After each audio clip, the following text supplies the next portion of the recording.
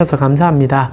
적절할 때 적절한 은혜를 베푸신 하나님, 우리의 삶에도 하나님의 은혜가 필요하오니 메마른 땅이 있다며 지친 영혼이 있다며 주님의 단비를 오늘 예배 가운데 허락하여 주셔서 주여 촉촉히 적셔 주시고 하나님으로 힘을 얻어 일어나는 귀한 은혜의 시간 오늘 예배가 되어질 수 있도록 그래서 지쳐있는 영혼에게, 상한 영혼에게, 그리고 주님을 향하여 나아가길 원하는 그 지체에게 하나님의 은혜가 힘이 되는 귀한 시간 되게 하심을 믿사오며 살아계신 예수님의 이름으로 기도합니다. 아멘. 예, 우리 황규빈 형제님 찬양 들으면서 너무 고맙고 감사해서 제가 신대원 다닐 때 제가 정말 존경하는 우리 조직신학 교수님이 계셨습니다. 그 교수님께서 한 번은 이렇게 우리 이제 신학생을 상대로 예배를 인도하다가 그 교수님이 설교를 참 못하시거든요. 정말 못하세요. 근데 간혹가다 잘하시는 분들이 계시긴 한데 아마 학문만 연구하시다 보니 좀 괴리감 있는 설교들을 좀 한 번씩 하십니다. 근데 그날 이제 교수님이 올라가셔서 설교를 하는데 저에게 이제 당부하는 얘기를 하시는 거죠. 뭐 설교라기보다는 당부를 하시는데 이런 얘기를 하셨습니다. 너희는 강단에 올라갔을 때 주여라는 한마디에 성도들이 은혜 받을 수 있도록 미리 준비하는 목회자들이 되었으면 좋겠다 얘기를 하더라고요. 그때는 그게 무슨 말인지 잘 몰랐습니다. 그러나 제가 이제 학교를 떠나고 긴 시간 목회를 하면서 알게 된 것은 그 당시에 교수님이 하고 싶었던 얘기는 기교와 능력으로 설교를 잘 준비하라 그런 얘기가 아니라 우리 목회자들이 이미 하나님과 깊은 교통을 하고 이 설교 사역이라는 게 기교로 하는 사역은 아니거든요. 물론 좋은 내용을 가지고 양질의 이제 꼴을 먹여주는 게 필요한 작업이지만 그것보다는 하나님과의 교통의 시간이고 교통된 그 은혜를 가지고 여러분에게 나누어주는 시간 아니겠습니까? 그래서 교수님이 그 얘기를 하더라고요. 결국 이제 한 주간 얼마나 씨름하고 성도를 깊이 사랑하고 그 마음을 갖고 올라가면 주여라는 한마디에도 은혜가 흘러간다. 저는 오늘 우리 규빈 형제 찬양이 또 그렇다 생각이 들어요. 사실 저도 설교자로 설교 준비할 때 치여서 할 때가 참 많은데 아까 우리 들어왔을 때 우리 규빈 형제가 지금 규빈 형제 칭찬하는 시간입니다. 힘내라고 정말 잘하고 계시기에 한 주간 준비했던 얘기를 하더라고요. 자기 이제 아내에게 곡을 같이 부르고 이제 함께 하고 이렇게 준비하기 쉽지 않아요. 사실 우리 다 그렇지 않습니까? 찬양 인도자 이때까지 계셨던 분을 제가 비하려고 하는 게 아니라 좀 급한 마음에 올라와서 곡만 딱 정해놓고 여기서 바로 부르는 경우가 많은데 한 주간 이렇게 준비하기 쉽지 않거든요. 여러분이 이런 신앙, 이런 마음들을 오늘 우리 설교하고도 너무 맞아떨어져서 좀 생각이 들어서 칭찬하고 있습니다. 예, 잘 준비하셔서 그 마음 안 놓았으면 좋겠어요. 사실 에베소 교회가 그 마음을 놓쳐서 하나님께 혼나지 않습니까? 첫사랑을 잃었다.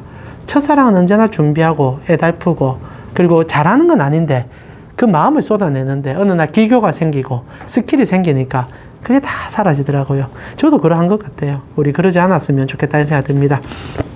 오늘 본문이 사실 좀 그런 얘기로 우리에게 좀 나아갑니다. 오늘 본문에 보면은 이제 한 여인이 자기 딸을 고쳐달라고 예수님께 찾아오는 내용이지 않습니까? 그런 과정 속에 예수님께서 굉장히 이제 호통치는 내용이죠. 본문에 들어가기 전에 최근에 이제 우리 인사청문회 계속 일어나고 있지 않습니까? 그 중에 이제 여성부 장관 강모 우리 후보께서 지금 곤혹을 치르고 있습니다. 아시죠? 갑질을 했던 거죠. 근데 갑질이라는 게 참 애매합니다. 아시다시피 이제 권리와 호의의 사이에 어떤 것에 더 관점을 가지느냐가 그 문제점을 유발하기 때문이라 생각을 해요. 결과적으로 제가 볼 때 그 후보는 갑질을 한 것 같습니다. 좀 잘못한 것 같아요. 잘못한 것 같습니다. 왜냐하면 호의가 아니니까요. 그 이제 직원이 호의로 그 일을 한 것이 아니라 강압적인 명령에 의해서 하니까 부당한 일을 당했다라고 생각을 했고 그 국회의원 입장에서는 당연히 나는 이 권리를 행사할 수 있다 착각하는 바람에 정도를 넘어가서 이것이 좀 심각한 문제로 부각된 것 같습니다. 언제나 권리라는 것과 호의라는 것은 균형점을 잡기가 참 쉽지 않은 것 같아요. 특히 부모와 자식 관계 속에는 권리와 호의가 이게 경계선은 언제나 넘어듭니다. 최근에 어떤 또 자식이 부모에 대한 분노 때문에 늙은 부모를 또 칼로 죽이는 일이 있었지 않습니까? 당연한 권리로 생각하는 거죠. 부모는 나에게 무한한 호의를 베풀어 줘야 돼. 근데 그게 아니잖아요. 우리 다 부모님이시지만은 자식에게 한없이 퍼주을 수는 있습니다. 그러나 자식이 이걸 당연하게 여긴다면 그건 배려이죠. 그건 아니단 말입니다. 이 경계가 참 어렵죠. 이게 신앙에도 동일합니다. 여러분은 하나님 앞에 서서 하나님이 여러분을 사랑해 주는 것이 권리라고 느껴지십니까? 아니면 호의라고 느껴지십니까? 사랑이라고 느껴지십니까? 근데 우리가 신앙생활을 하다 보면 마땅히 하나님이 주시는 사랑이 나의 권리처럼 느껴질 때가 있는 것 같아요. 물론 권리라고 생각합니다. 양자 삼아 주시고 아들됨을 허락해 주고 딸됨을 허락해 주기 때문에 기본적인 권리는 주어집니다. 근데 그게 너무 당연하다 생각해서 때를 쓰고 안 주면 화를 내고 그리고 내 뜻대로 안 되면 분노하는 것, 이거는 잘못된 거예요. 이건 정말 잘못된 겁니다. 근데 오늘 본문이 그 얘기를 좀 다뤄주고 있죠. 오늘 예수님께서 이스라엘을 떠나버리셨습니다. 우리가 저번 주에 좀 실수를 해가지고 이 뒤에 있는 얘기를 해버렸거든요. 그래서 여러분 저번 주 설교는 잠시 이제 잊어주시고 효율과 비효율에 대한 얘기를 했잖아요. 기억하시는 분 계시는데 우리 잠시 지금 예수님께서 어떤 이유 때문에 이스라엘을 떠났다는 것을 먼저 염두에 봅시다. 주님께서 급하듯이 두루로 떠나시고 시돈을 걷기 시작하면서 이스라엘이 아닌 이방 지역을 두루 살피고 계십니다. 이유가 뭘까요? 여러 가지 이유가 있을 수 있을 거라 생각합니다. 그러나 우리가 성경을 읽고 있는 문맥을 따른다면 예수님께서 정말로 한멸을 느끼고 떠났었겠다라는 추측을 하는 것은 당연할 것 같습니다. 여러분 지금 저희가 읽고 있는 7장 우리가 주보를 보기 때문에 전문 맥락을 잘 모르고 있는데 설교 가운데 쭉 쫓아온 분들은 어느 정도 이제 감각이 있죠. 예수님께서 왜 이렇게 떠나느냐? 바로 이 10장 앞절에도 주님께서는 당혹스러운 일을 당합니다. 어떤 일을 당합니까? 주님의 제자들이 이렇게 미리삭을 손으로 이렇게 잡아가지고 까서 먹습니다. 그 별로 문제될 거 없어요. 히브리인들 그래 많이 합니다. 근데 종교인들이 득달같이 찾아와서 걸고 넘어지는 거죠. 어떻게 안식일에 노동을 할 수 있느냐. 실제로 미리삭이 떨어진 걸 주워서 먹으면 노동이 아닙니다. 근데 이렇게 손으로 훑어가지고 비비면 노동이 되는 거예요. 이게 말이 됩니까? 이게 예수님, 하나님께서 하신 얘기가 아닌데 자기들끼리 만들어 놓은 규례였고, 그러니까 주일날 어디까지, 안식일날 어디까지 일을 하지 말아야 되는 것을 하나님의 관점이 아닌 인간의 좌표로 잡으니까 규제를 해줘야 된다는 생각을 한 거예요. 하나님의 법에는 규제가 아닙니다. 호의요 사랑입니다. 선을 지켜주길 바라는 하나님의 마음인데 강제적으로 선을 정하다 보니까 비비면 노동, 주우면 노동이 아닌 이런 이상한 일이 생긴 거예요. 근데 일반적으로 히브리인들이 지나다니다가 이런 노동을 많이 합니다. 그러니까 당연히 배가 고프면 한번 싹 짚고 지나가다 먹을 수 있는 거죠. 마치 이런 겁니다. 여러분 운전하다 보면 우회전을 딱 할 때 신호가 딱 바뀝니다. 그럼 보통 한번 잠시 섰다가 지나가지 않습니까? 최근에 법이 바뀌어서 그것도 이제 문제가 될 수 있죠. 그러나 여전히 지나갑니다. 저도 이제 아이들 이제 차량 운행을 좀 하다 보니까 그런 경우가 한 번씩 있어요. 섰다가 갑니다. 저는 바로 지나가진 않아요. 섰다가 가는데 뒤에 어떤 아이가 묻는 거예요. 선생님, 법이 바뀌었어요. 이러는 거예요. 순간 놀랐어요. 그러냐 하면서 이제 좀 조심해야 되는 문제가 생기죠.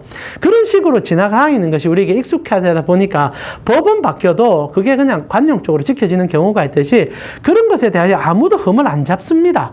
잘 문제가 안 되죠. 경찰이 잡아도 훈방 조치합니다.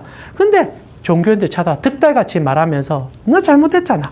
어떻게 제자 교육을 이렇게 해가지고 예수님이 잘못한 것도 아니에요. 그러면서 예수님의 흠을 잡아내려고 득달같이 덤비니 예수님이 피가 마를 거라는 것은 예상할 일이라 생각합니다. 여러분 우리 주님께서 하나님이시니 모든 것을 넉넉함으로 이해하리라 생각할 수 있습니다. 그러나 그분은 완벽한 인간으로 이 땅에 오셨죠. 불편함을 함께 공유하셨고 지치는 마음을 표현하셨습니다. 그리고 잘못한 것에 대하여 넉넉함으로 용서하기도 하지만 불의함에 대해서 분노하는 분으로 묘사가 되고 있습니다. 그런 분이 감정이 있으신 그분이 계속 감정 소모를 시키는 유대인들을 접했을 때 어떤 생각이 들었을까요? 그 사건 이전에도 유대인들은 계속 찾아와 꼬투리를 잡으려고 끊임없이 사람을 깎아내렸습니다. 그리고 주님께서 드디어 두로로 가버리신 거예요. 저는 제가 생각할 때 너무너무 지치신 것 같습니다. 한 번은 이제 리마인딩 하고 싶었고, 좀 마음을 돌이키고 싶었던 것 같아요. 그래서 제자들과 이제 곧 십자가를 지어야 되니까, 어찌 보면 약간 수련의 느낌이 있습니다. 이 여정이. 이렇게 가다가 나중에 이제 가이사라 빌립보 갔을 때, 그 이제 완전히 이방의 중심지거든요. 거기서 이제 우상숭배하는 자들을 바라보면서 베드로에게 묻죠. 너희는 나를 누구라 생각하느냐? 그때 이제 이 사건이 일어나거든요. 그러니까 주님께서 제자들만의 시간을 갖고 더 이상 유대인들이 따라오지 않는 곳에 가서 제자들을 집중적으로 케어할 뿐 아니라 자신 또한 이제 곧 십자가를 지어야 되니 한 번 더 마음을 조금 이제 정리하는 과정이었던 것 같습니다. 그런데 딱 처음에 도착했을 때 예수님의 소문은 이미 두로와 시돈 지방에도 퍼져 있었던 거죠. 그리고 주님도 그거 이미 알고 계셨을 것 같습니다. 그런데 한 여자가 찾아온 거예요. 찾아와서 막 깔급하게 울부짖습니다. 내 딸이 귀신이 들렸습니다. 주님 고쳐주십시오. 고쳐주십시오. 라고 얘기합니다. 그리고 주님께서 아마 성경에서 가장 충격적인, 도대체 예수님이 했다고 말하고 생각할 수 없는 얘기를 하죠. 그게 이제 27절 아닙니까? 우리 27절 같이 한번 읽어볼까요? 너무 잘하는 구절 아닙니까? 같이 읽겠습니다. 예수께서 이르시되 자녀로 먼저 배불리 먹게 할지니 자녀의 떡을 취하여 개들에게 던짐이 마땅치 아니하니라. 여러분, 자녀의 떡을 맞죠? 취하여 개들에게, 지금 이 부탁하는 여자에게 개라는 호칭을 한단 말입니다. 이 여자가 요구하는 건 이거예요. 그냥 내 딸이 아프니 고쳐주세요가 전부입니다. 근데 주님께서 지금 굉장히 화가 났듯이 개 같은 소리 하고 있네, 이런 얘기를 하는 겁니다. 어떻게 설명해 보면 지금 무슨 소리 하는 거야? 내가 왜 너희에게 이걸 고쳐줘야 돼? 라고 얘기하는 거죠. 여러분, 예수님께서 얘기하는 게 조금 이해가 됩니까? 실제로 이런 말을 했다는 게 저는 좀 매치가 안 됩니다. 이전에 그 따뜻한 예수님께서 고침받기를 위해 또한 사람을 이렇게 매몰차게 내친 적이 단 한 번도 없었는데, 근데 이 여자가 이방 여자니까 오히려 주님께서 지금 인종차별하듯이 이 여자에게 이런 얘기 하느냐는 유추를 하는 얘기를 할 정도로 우리에게 잘못 충격적인 얘기를 하고 있다는 거죠. 근데 말입니다. 예수님께서 이 얘기한 거, 이 여자를 위해서 한 얘기는 아닙니다.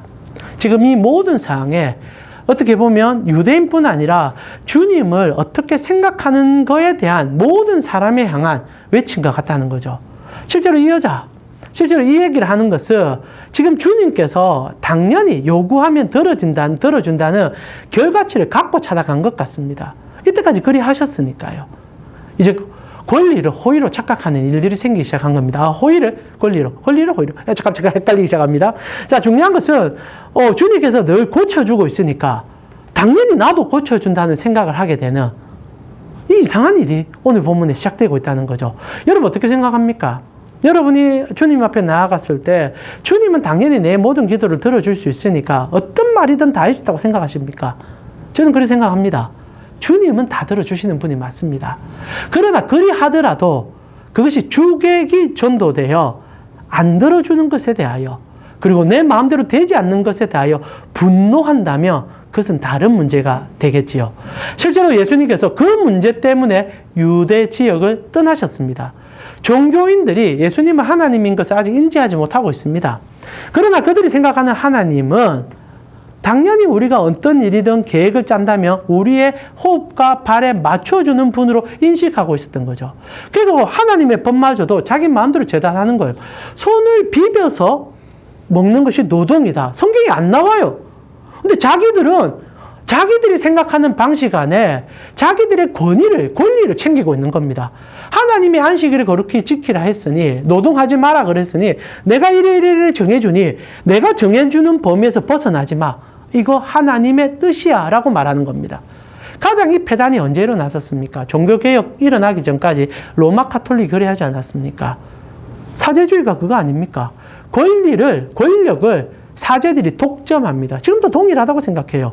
교황이 하나님의 권리를 독점합니다. 물론 그들은 그렇게 생각하지 않습니다. 그러나 우리가 바라볼 때는 그거 부서져야 될 거죠.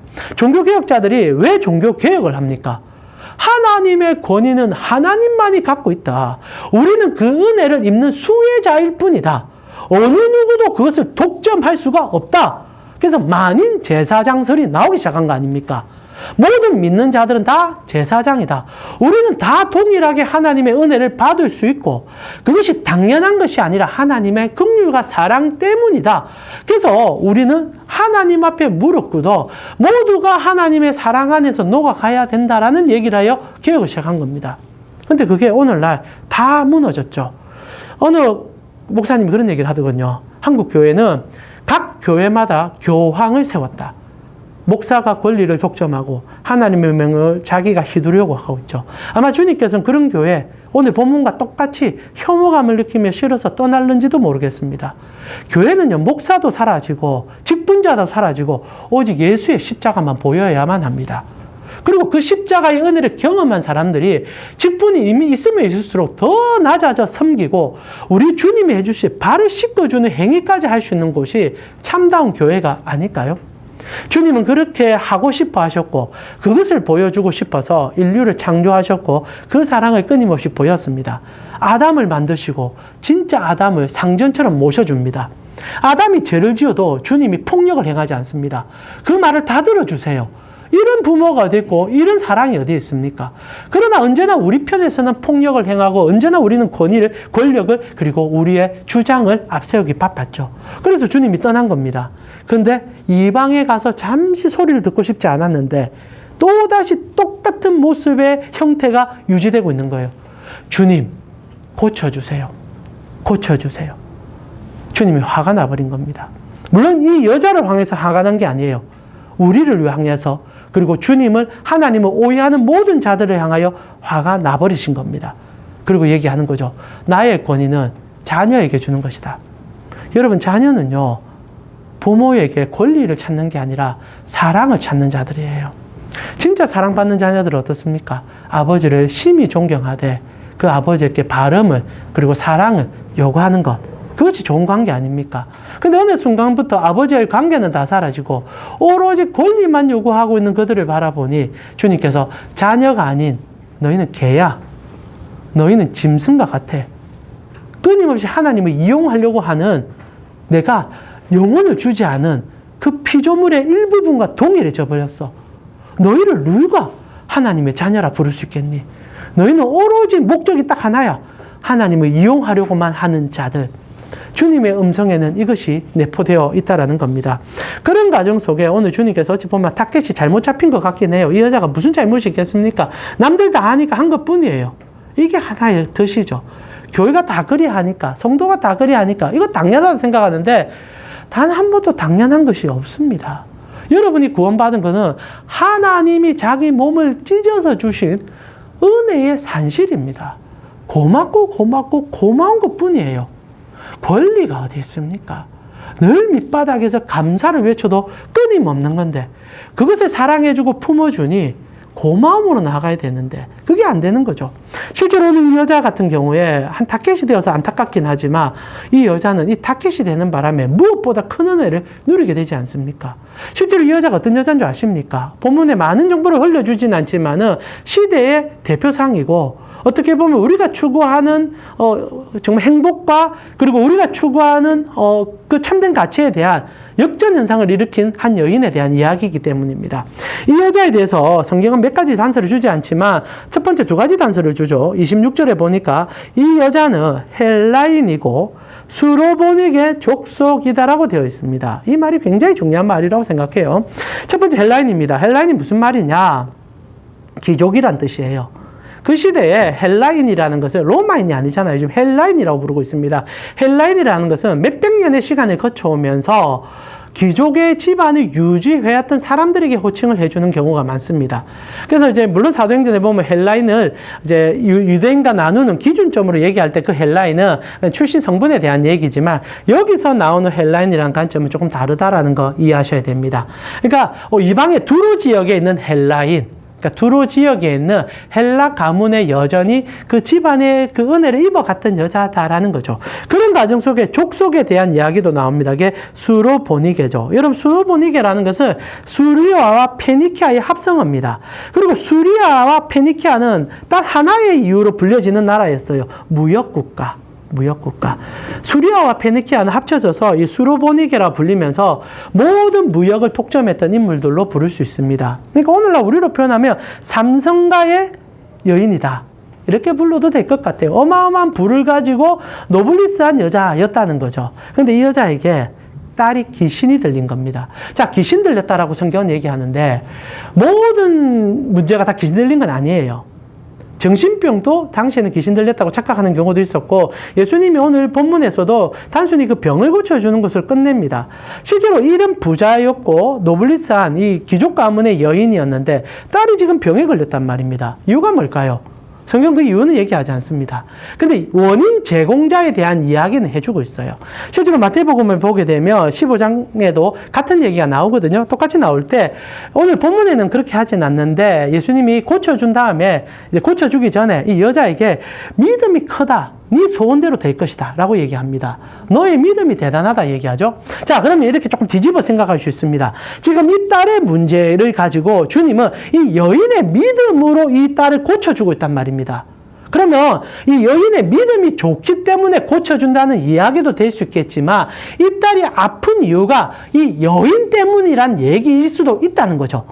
이 여인의 실수와 여인의 문제가 이 딸을 귀신 들리게 만들었고, 그래서 주님이 이 여자의 믿음을 보고 이 딸을 고쳐줬다는 얘기도 같이 되어질 수 있다는 겁니다. 자, 유추해 봅시다. 부자고 귀족 가문입니다. 그리고 딸이 미쳐버렸습니다. 오늘날 우리 이거 너무 많이 보잖아요. 제가 유독시 많이 말씀드리지만 몇 해 전에 한 의사가, 강남에 있는 정신과 의사가 책을 썼잖아요. 우리나라에서 가장 정신병자가 많은 곳이 강남이다. 그래서 서울은 정신병동이다. 수치상으로도 어마어마하죠. 여러분, 강남에 있는, 그리고 제일 잘 나가는 아이들이 정신병에 걸릴 이유가 있을까요? 근데 삶을 조금만 추적해보면 안 미치는 게 이상하죠. 아침에 6시부터 일어나서 저녁 12시까지 학교에 갔다가 학원에 갔다가 학원을 6, 7개씩 돌립니다. 아이에게 성공의 길을 가져주고 싶어서 부모가 가진 재력을 가지고 너도 나와 같은 부와 권력을 소유해야 되니 마땅히 이 길을 가야 된다고 미친 듯이 돌립니다. 그래 아이들이 미쳐가고 있는 거예요. 그리고 그래 미쳤던 아이들이 서울대 가고, 그리고 지금 판사가 되고 법관이 된 겁니다. 세상과 자기가 개별되어서 어떤 생각을 못 하는 거예요. 그게 지금 우리 모든 세상의 문제점으로 지금 드러나고 있잖아요. 이 여자가요, 아마 자녀를 과도하게 돌렸던 것 같습니다. 그리고 이 아이가 미쳐버린 거예요. 그리고 나서 이제 깨달은 거죠. 자녀가 죽고 난 뒤에 감당하는 일과 무엇이 다릅니까? 감사하게도 아직 죽지는 않은 거죠. 실제로 그런 일이 얼마나 많습니까? 실제로 그냥 방이 많은 자식들은요, 자살 안 해요. 물론 이제 학교 폭력이나 이런 문제 때문에 있긴 하지만은 부모가 눅눅함으로 위해주고 안아주면요, 자녀가 건강하게 잘 자랍니다. 쪼고 자기 욕망을 투사하고 나처럼 돼야 되고 내가 못한 것을 네가 해줘야 한다 할 때 아이가 병들더라고요. 딱 그 일이 일어나게 된 겁니다. 그리고 예수님께서 이 여인을 바라보며 얘기합니다. 개처럼 살아놓고 이제 와서 고쳐달라고. 너희는 제대로 살지도 아니하고 나에게 그거 해달라고. 여러분, 그게 우리예요. 실제 우리가 그렇게 하나님 찾아갈 때 많습니다. 하나님을 위해서 살지도 않으면서 하나님의 뜻을 온전히 드러내지도 않으면서 요구사항은 너무너무 많다는 거죠.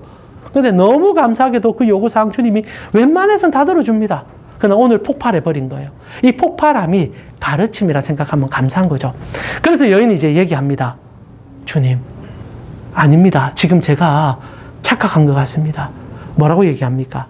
밥상에 떨어진 밥이라도 주워 먹었으면 좋겠습니다. 나는 개가 맞습니다.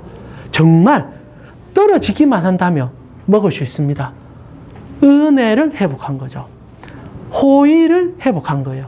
권리가 아님을 알게 됐다는 얘기입니다. 주님 왜 감격하신 줄 아십니까? 다른 게 아니에요. 하나님을 하나님으로 인정했기 때문입니다. 여러분, 하나님의 사랑을 여러분의 권리로 착각 안 하는 게 신앙인의 무릎이에요. 여러분, 자꾸 하나님이 너무나 당연하게 내 편 되어줄 거라고 착각하지 마세요. 그분은 온 인류를 사랑하시는 분입니다. 그분은 온 인류의 창조주십니다. 그리고 내가 그 하나에 소속되어 있을 뿐입니다. 근데 나 같은 자를 위하여 죽어줄 수 있음이 은혜지, 그것이 너무 당연하게 나를 위하여 죽어줄 수 있다라는 착각이 우리 안에 팽배하지는 않습니까? 오늘 이 여인의 고백은 복음의 가치를 인간적 표현으로 해낸 너무너무 아름다운 고백인 거예요. 하나님 당연히 나를 구원해 주시오저가 아니라 맞습니다. 나는 개입니다. 나는 처절한 죄인입니다. 구원받을 수 없는 존재입니다. 그러나 땅바닥에 떨어진 거라도 주워 먹게만 해준다며 감사할 뿐입니다. 정말로 구원을 제대로 받은 사람은 다 이 고백하더라고요. 주님 죄인입니다. 어떻게 하여 나 같은 자를 돌아봐 주십니까? 그리고 주님의 발바닥에 엎드려 주님 부르시는 곳에 오늘 우리 찬양 부른 것처럼 가겠습니다. 그때 주님이 얘기합니다. 이 말을 하였으니 가라, 네 딸이 고쳐졌다. 저는 이 고백이 너무 좋아요. 너 여인이여, 너 믿음이 크니 딸이 고쳐졌다. 이것도 너무 좋은 표현이지만 오늘 고백은 너무 좋아요. 조금 다른 뉘앙스지만 여인이여, 이 말을 하였으니 가라. 하나님을 하나님 다음으로 인정하는 고백. 이것이 우리에게 사라져가는 고백이 아닌가 질문하게 됩니다. 오늘 이 자리까지 오신 사랑하는 우리 캔코 선교회 지체 여러분, 여러분이야 당연히 이 고백을 가슴에 품고 살지만 문득 주객이 전도될 때가 있지 않습니까? 선을 넘을 때가 있지 않습니까? 그러나 하나님은 넉넉함으로 안아줄 것입니다. 그러나 우리가 그래서는 안 되겠죠. 우리는 그 선을 넘어서는 안 되겠죠.